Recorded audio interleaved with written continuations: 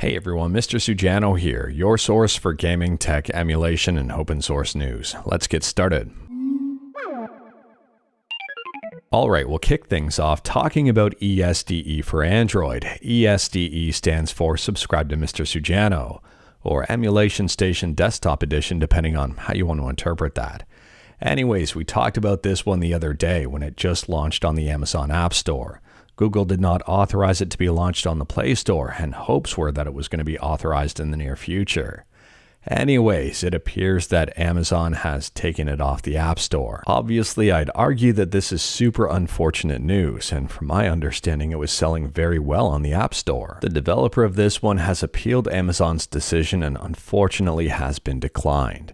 And they say Amazon has decided to remove ESDE from their App Store because the app facilitates emulating and pirating of games from third-party sources without explicit authorization from those sources. To be honest with you, I'm a little bit confused about this one because if you head to Amazon.com and type in emulator app, a bunch of emulators show up, including 2 fake versions of ESDE. They don't allow the real version of ESDE on there, but they're allowing 2 fake versions of ESDE on their App Store. I am completely confused by this. Now, to make matters even more confusing, if I click on one of these fake ESDE apps and scroll down to the reviews, this one actually has reviews on it, and they're calling it out as fake. Yet Amazon is okay with leaving this one up, but taking down the real one. Now, the ESDE APK for Android is still out there, just not available on Google Play or on Amazon, but it is available over on their Patreon page. I'll drop a link to it in the description below in the event that you wanted to check it out and learn more. Now, if you did pick up the real version of ESDE from the App Store, the developer says, please spread the word of what has happened, and if you did buy the app from the Amazon App Store, then ask them for a refund and don't hesitate to criticize them for their decision. We have not received any money from Amazon, and due to them claiming that ESDE is illegal, we doubt that will change. They also say it seems like you can install the app from the Amazon App Store if you bought it, but there will obviously be no further updates published there. And ESDE on Android is being very actively developed, so there's probably going to be some updates fairly shortly, and they're not hitting the App Store. And on top of all of that, you can flat out search for video game ROM drive and take a look at these results. King Hank 2 terabyte external hard drive with 120,000 plus games. Yet Emulation Station Desktop Edition is the problem. And speaking about Amazon, next up we're talking about 8BitDo, and 8BitDo has just done something that I'm extremely excited about. They've added Hall effect joysticks to their Pro 2 controller. In my opinion, the Pro 2 controller is their best controller. It's my favorite controller from them. And I'm glad to see that Hall effect joysticks are being added to it. And they are already available on Amazon. Now, it's worth pointing out I've got a few 8BitDo Pro 2s. I've had them for a while, I use them quite a bit, and I don't have any issues with them. So if you're thinking about upgrading to the Hall effect joystick model, I don't necessarily think this is a must-have upgrade if you've already got a Pro 2. On the other hand here, though, if you haven't picked one of these up yet, they did technically just get better. And the price seems to have remained the same at $50. Moving on, and we're talking about Multiple Arcade Machine Emulator, MAME, and version 0.263 just released. I'll drop a link to the full changelog in the description below, and feel free to check it out. There's a whole bunch of bug fixes this month, including some long-standing bugs that dealt with large hard disk images, as well as CHDman and others. There's a number of new working systems, including Tiger Electronics' Double Dragon 2 The Revenge. And there's a lot of new working software, including a whole bunch for the Apple II. Moving on, and we're talking about DOS with DosBOX Staging, and version 0.81.0 just released. Now, I'm pretty sure we've talked about this one in a previous video when it was just a release candidate, and now it's here. So at a high level, for the first time in history, DOSBox comes with built-in authentic CRT monitor emulation that just works out of the box without any manual configuration required. On top of that, they've added in support for the 3DFX Voodoo 1. If you use DOSBox Staging, I do recommend checking out the latest version. I'll drop a link to the changelog in the description below, and I guess feel free to check it out. Next up, we're talking about RetroArch, and LibRetro has just announced a brand new core. Geolith, and it's for the Neo Geo. And for those of you who use RetroArch on Steam, Geolith is already there. If you wanted to read up more about this one, I'll drop a link to the article in the description below. Geolith uses the .neo ROM format, and all of this was possible thanks to Jolly Good Emulation, who decided to upstream it in the first place. And speaking about upstream, next up we're talking about downstream, I guess. We're talking about 2 F-Zero games that were thought to have been lost to time, and they're now playable. Now, the story behind the team of modders who rebuilt these games is interesting in itself, and I do recommend checking out that video. And it appears they've uploaded this to archive.org. It says right here, this hack is a mod for all 3 versions of F-Zero, Japanese, North American, and PAL, that incorporates all of the Satellaview content directly into the game. And that new content includes 4 new machines, 10 new tracks, and also a new ghost feature. Next up, we're talking about PlayStation 3 emulation with RPCS3, and RPCS3 just got a couple of updates you may want to pay attention to. The first update here is for the latest PS3 firmware, and they say the system software update improves system performance. And if we head to the actual PlayStation website, we can see the brand new software right here.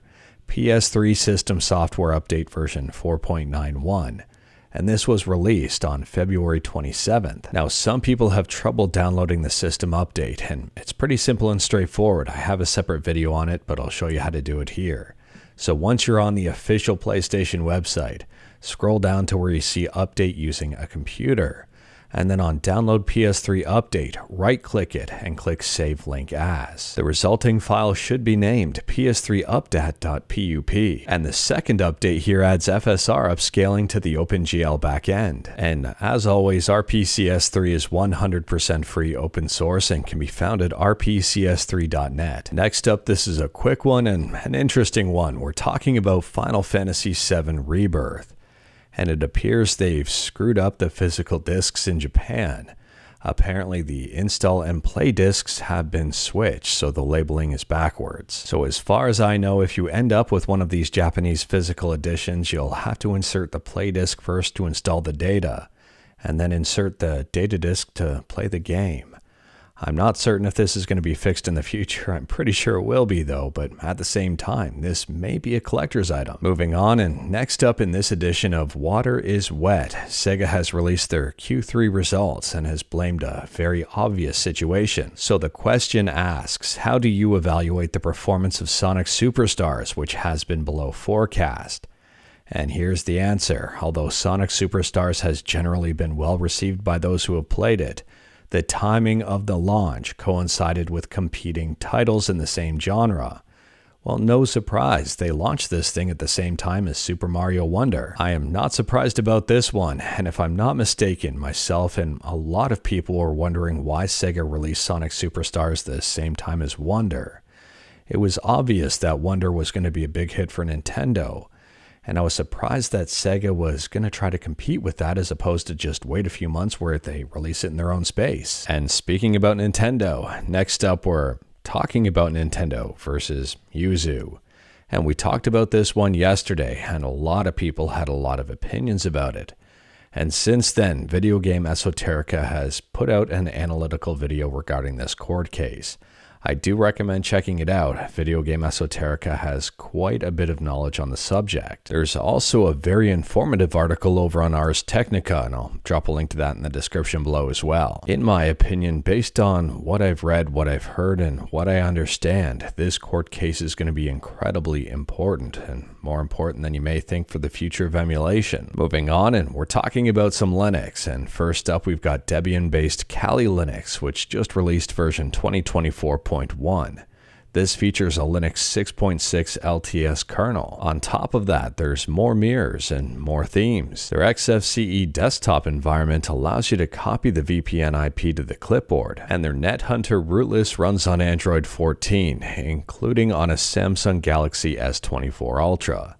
I'll drop a link to this changelog in the description below, and feel free to check it out. Next, we're talking about Tails, a portable operating system that protects against surveillance and censorship, and Tails just released version 6.0. This new version of Tails is based on Debian 12 Bookworm and GNOME 43.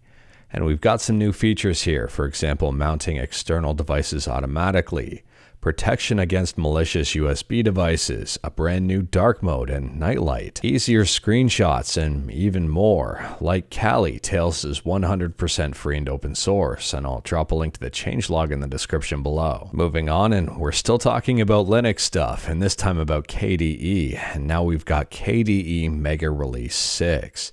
And they say it's the release of Plasma 6, Framework 6, and Gear 24.02. Interestingly, Plasma 6 has migrated to Wayland, and they've got a brand new overview effect and a whole bunch of new colors and partial support for HDR. They say due to some refactoring and optimizations, Plasma searches more than 200% faster to search through recent documents, up to 60% faster to search for an application, and up to 30% less CPU cycles. Those are some pretty big improvements. Moving on, and we're still talking about Linux stuff, and this time about the Steam Deck. And the Steam Deck just got a very big client update. So in addition to a whole bunch of bug fixes, they've improved the UI performance while navigating the Steam interface.